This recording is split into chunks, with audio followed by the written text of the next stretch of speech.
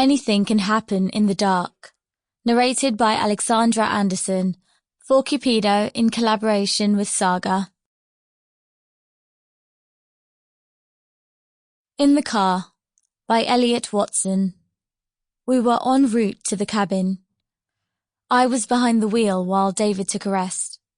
It was a long trip through the Gudbrandsdalen Valley, so it was best to share the driving. Now and then I looked at him and thought that it was going to be a fantastic week away. Just the two of us, alone.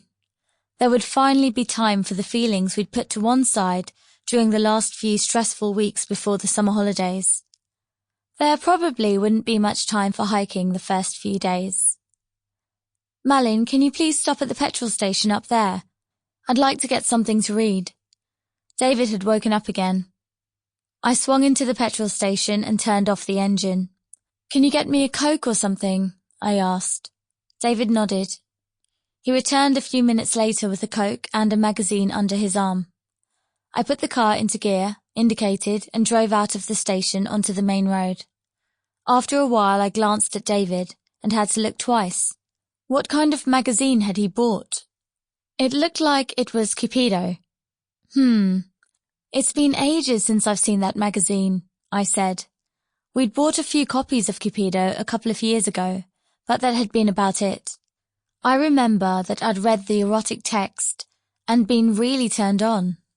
I'd even had my first real experience of fingering myself after reading Cupido. It was one evening when David had been away on a course. I'd lain down on the sofa and started reading steamy erotic letters sent in by readers. I'd never touched myself like that before, but 10 wild horses would not have stopped my trousers sliding down my pajama bottoms and into the heat between my thighs that. My concentration on the road began to wane. David and his magazine had really caught my attention.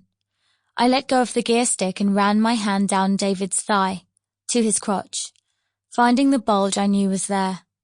I stroked him up and down, and I could tell by the sound of him clearing his throat that David liked it. Wait a bit, he said, his voice husky. He unbuttoned his trousers and opened the fly of his boxers. My heart began racing. I'd been hoping for a bit of excitement during the holiday, but we'd got off to an unexpected flying start. I took my eyes off the road for a second and saw that David's hard-on was fully visible, poking out of his boxers. I focused intensely on keeping the car on the road while searching for David's inviting, throbbing hard-on. Sample complete. Ready to continue?